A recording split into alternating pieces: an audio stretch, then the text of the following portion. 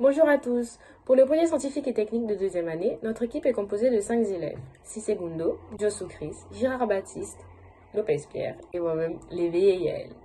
En cette crise sanitaire de Covid-19, nous avons eu l'idée de créer un robot stérilisateur. Il n'utilisera non pas un gel désinfectant, mais un boîtier contenant des lampes ultraviolettes. Ces lampes seront utilisées pour stériliser les objets de petite et moyenne taille. Le robot aura la possibilité de se déplacer au sein de l'école grâce à une télécommande, une caméra et un capteur de proximité. Il contiendra également 4 roues qui auront la possibilité de se déplacer latéralement, donc de chaque côté. Je passe maintenant la parole à mon coéquipier Baptiste. Nous avons réalisé notre projet en pleine période de pandémie mondiale. C'est pourquoi le principal objectif de notre projet est de produire une boîte UV capable de désinfecter des objets de moyenne ou petite taille. Et nous avons allié ça à un robot, ce qui permet de pouvoir déplacer cette boîte d'un point A à un point B. Une personne donc peut déposer son objet dans la boîte au point A, emmener le robot au point B pour qu'une deuxième personne le récupère. Nous allons maintenant vous présenter la répartition des tâches. Alors, nous avons divisé notre groupe en deux équipes.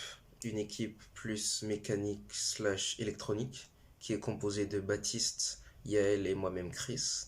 Et une autre équipe informatique, qui est composée de Gundo et Pierre. Je vais personnellement vous présenter la partie mécanique. Alors, notre équipe s'est principalement occupée de la sélection des composants, du design des différents éléments 3D et de la plupart des montages.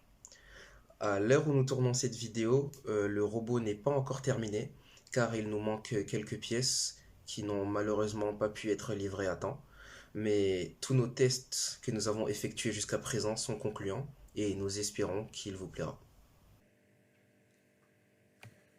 Pour la partie informatique, nous avons réalisé 3 codes que nous avons codés sous Arduino, donc en langage C. Le premier code est le code pour la caméra. Grâce à ce code, nous pouvons, via n'importe quel appareil connectable en Wi-Fi, voir ce que la caméra voit. Donc nous avons un live.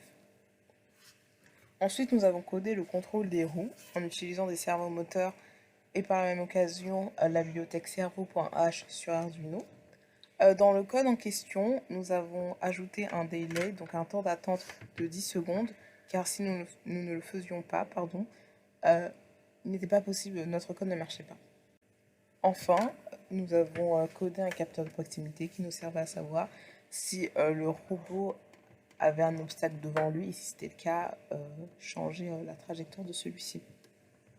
J'espère que cette présentation vous a plu et qu'elle vous a intéressé.